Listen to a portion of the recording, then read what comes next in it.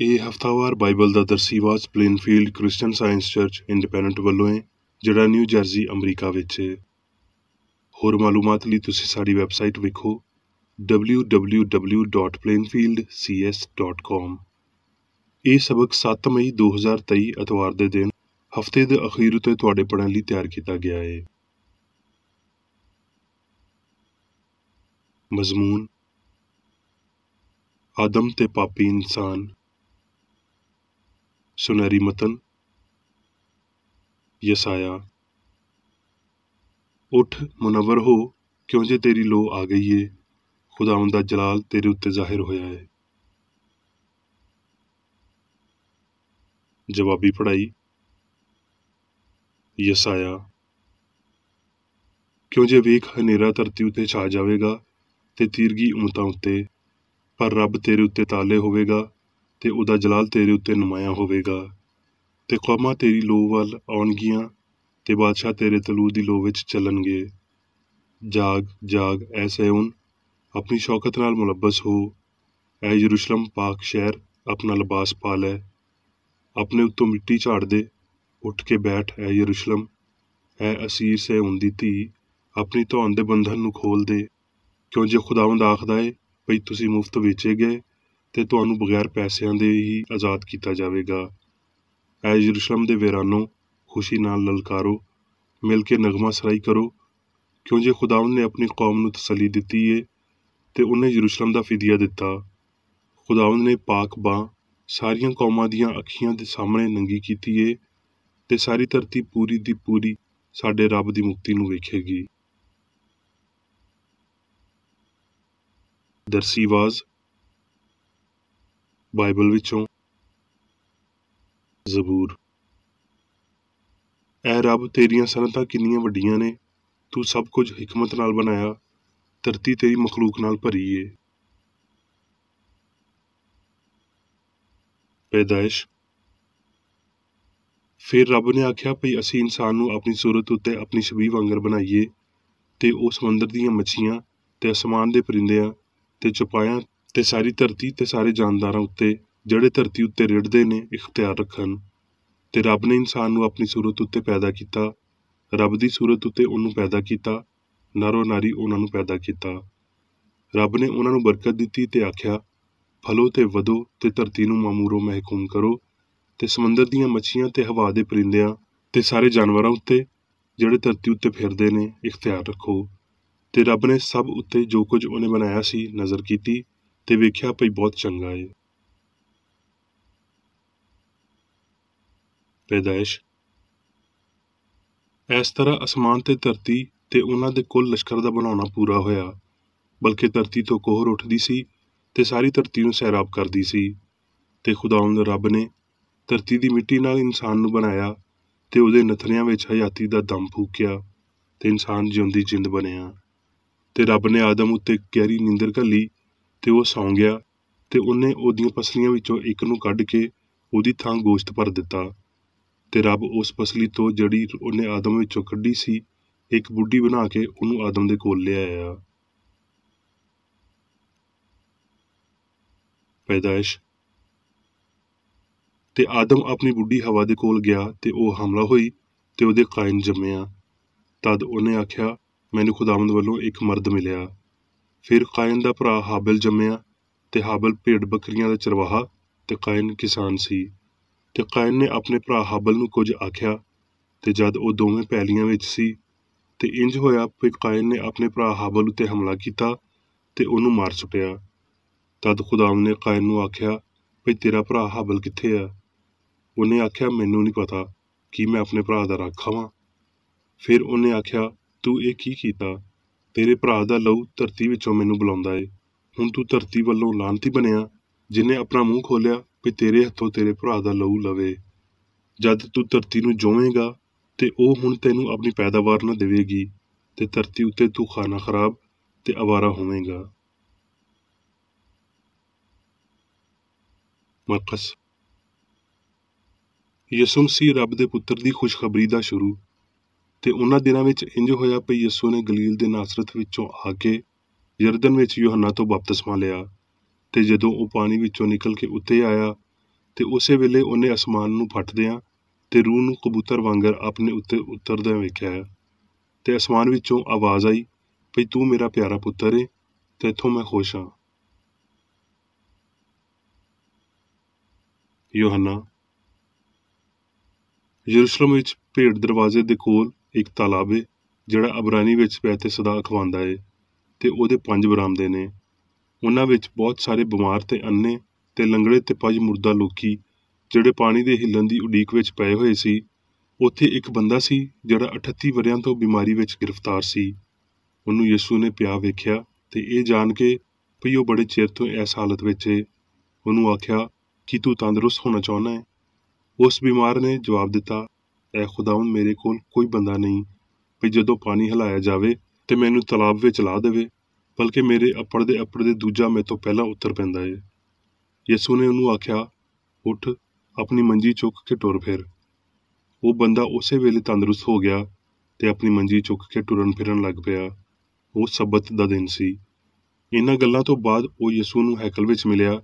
ਉਹਨੇ ਉਹਨੂੰ ਆਖਿਆ, ਵੇਖ, ਤੂੰ ਠੀਕ ਹੋ ਗਿਆ ਹੈ, ਫੇਰ ਪਾਪ ਨਾ ਕਰੀਂ, ਇੰਜ ਨਾ ਹੋਵੇ ਵੀ ਤੇਰੇ ਉੱਤੇ ਇਹਦੇ ਤੋਂ ਬਹੁਤੀ ਆਫਤ ਆਵੇ। ਉਸ ਬੰਦੇ ਨੇ ਜਾ ਕੇ ਯਹੂਦੀਆਂ ਨੂੰ ਸੁਨੇਹਾ ਦਿੱਤਾ ਵੀ ਜਿਨਨੇ ਮੈਨੂੰ ਠੀਕ ਕੀਤਾ ਉਹ ਯਿਸੂ ਏ।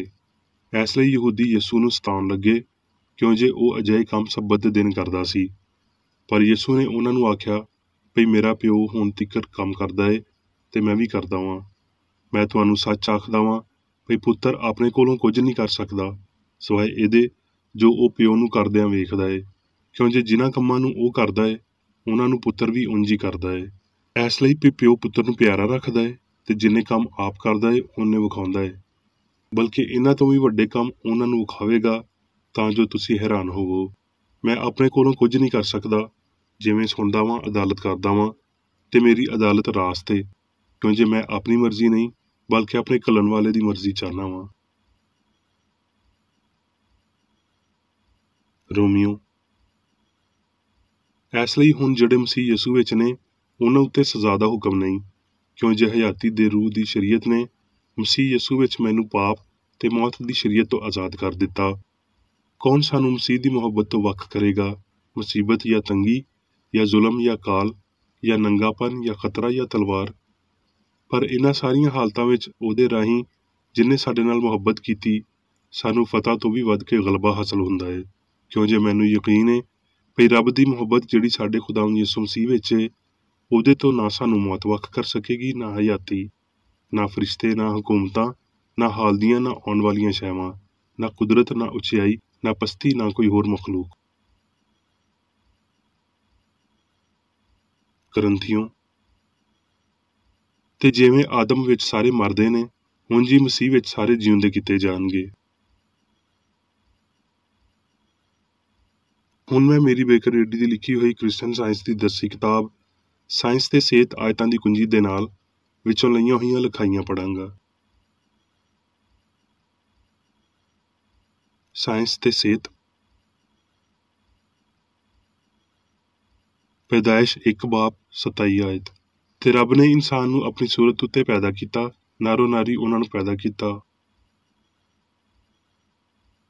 ਇਸ ਯਾਦਗਾਰ ਲਮਹਾਤੀ ਖਿਆਲ ਉੱਤੇ ਜ਼ੋਰ ਦੇਣ ਲਈ ਇਹ ਕਈ ਵਾਰੀ ਦੁਹਰਾਇਆ ਗਿਆ ਹੈ ਭਈ ਰੱਬ ਨੇ ਇਨਸਾਨ ਨੂੰ ਆਪਣੀ ਸੂਰਤ ਉੱਤੇ ਪੈਦਾ ਕੀਤਾ ਤਾਂ ਜੋ ਇਲਾਹੀ ਰੂਹ ਦੀ ਅਕਾਸੀ ਕਰੇ।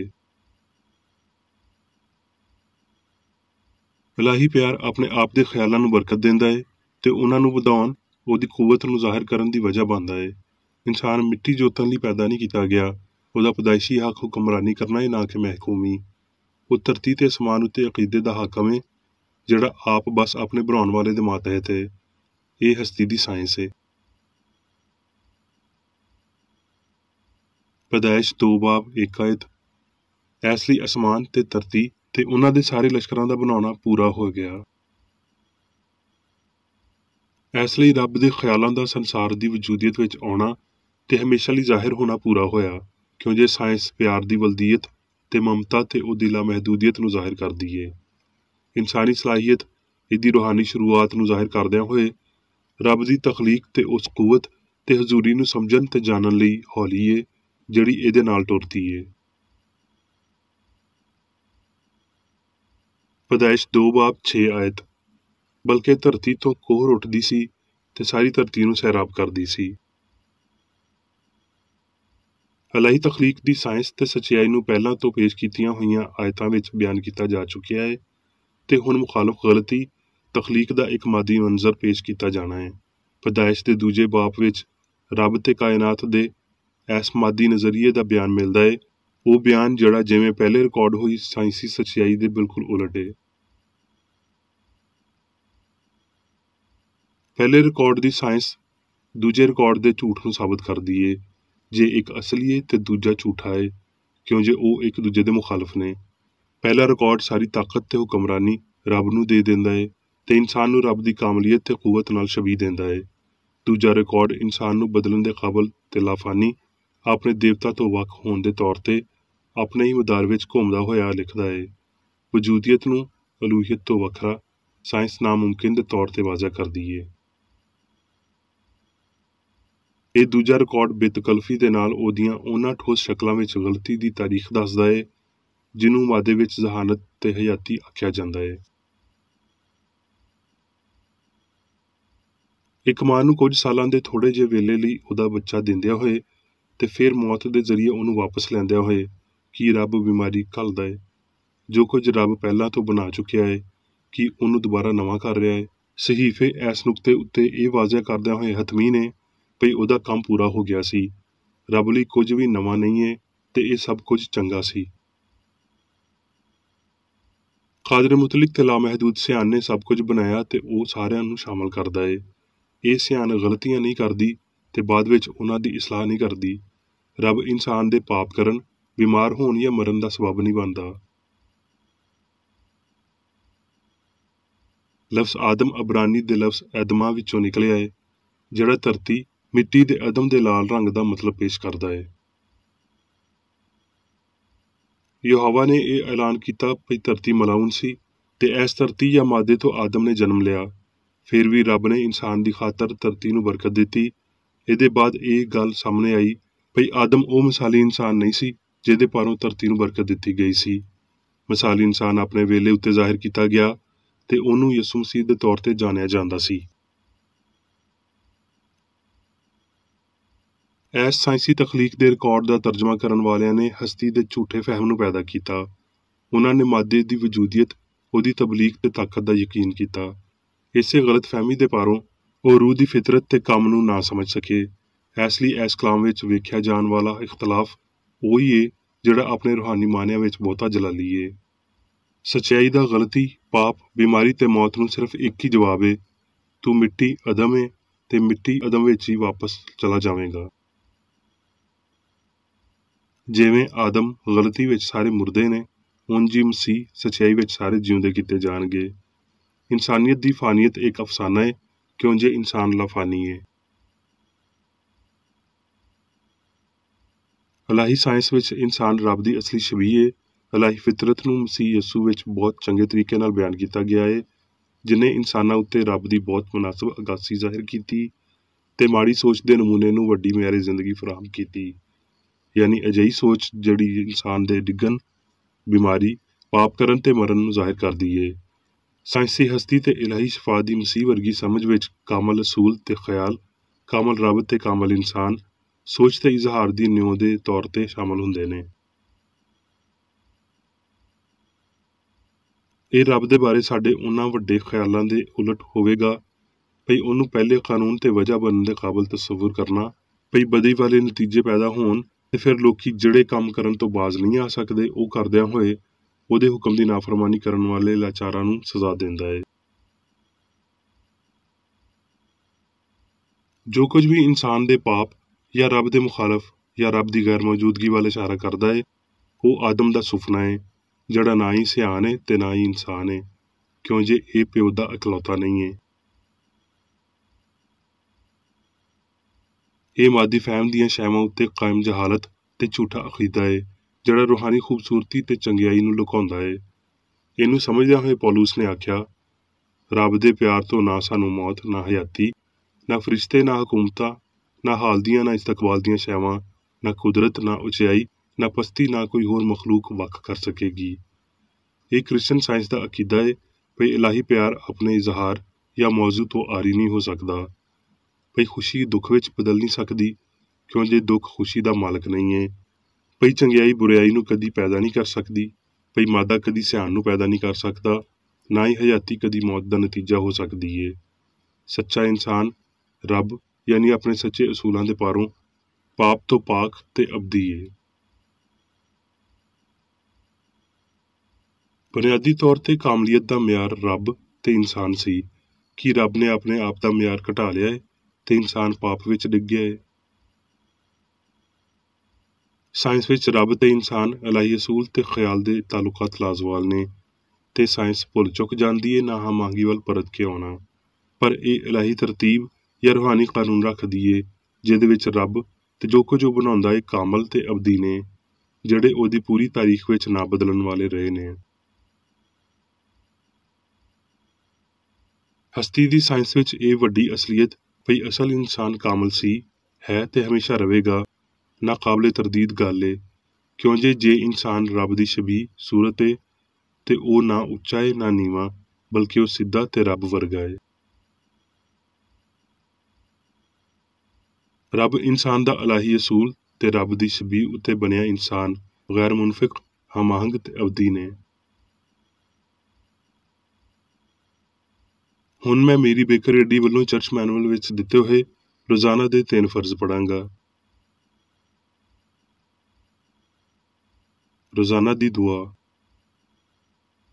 ਇਸ ਚਰਚ ਦੇ ਹਰ ਰੁਕਨ ਦਾ ਇਹ ਫਰਜ਼ ਹੈ ਭਈ ਉਹ ਹਰ ਰੋਜ਼ ਇਹ ਦੁਆ ਕਰੇ, ਤੇਰੀ ਬਾਦਸ਼ਾਹੀ ਆਵੇ, ਇਲਾਹੀ ਸੱਚਾਈ, ਹਯਾਤੀ ਤੇ ਪਿਆਰ ਦੀ ਸਲਤਨਤ ਮੇਰੇ ਅੰਦਰ ਕਾਇਮ ਹੋਵੇ ਤੇ ਸਾਰੇ ਪਾਪ ਮੈਥੋਂ ਨਿਕਲ ਜਾਣ, ਤੇ ਤੇਰਾ ਕਲਾਮ ਸਾਰੇ ਇਨਸਾਨਾਂ ਦੇ ਪਿਆਰ ਨੂੰ ਵਧਾਵੇ ਤੇ ਉਹਨਾਂ ਉੱਤੇ ਹਕੂਮਤ ਕਰੇ।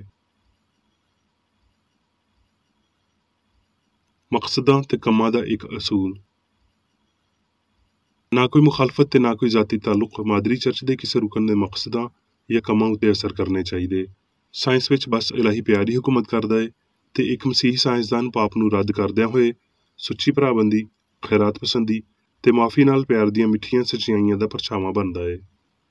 ਇਸ ਚਰਚ ਦੇ ਸਾਰੇ ਰੁਕਨਾਂ ਨੂੰ ਸਾਰੇ ਪਾਪਾਂ ਤੋਂ, ਗਲਤ ਤਰ੍ਹਾਂ ਦੀਆਂ ਪੇਸ਼ਨਗੋਈਆਂ, ਮੁਨਸਫੀਆਂ, ਮੁਜ਼ੰਮਤਾਂ, ਸਲਾਹਾਂ, ਗਲਤ ਅਸਰਾਂ ਨੂੰ ਲੈਣ ਤੇ ਗਲਤ ਅਸਰ ਦੇਣ ਤੋਂ ਆਜ਼ਾਦ ਰਹਿਣ ਲਈ ਹਰ ਰੋਜ਼ ਖਿਆਲ ਰੱਖਣਾ ਚਾਹੀਦਾ ਹੈ ਤੇ ਦੁਆ ਕਰਨੀ ਚਾਹੀਦੀ ਹੈ।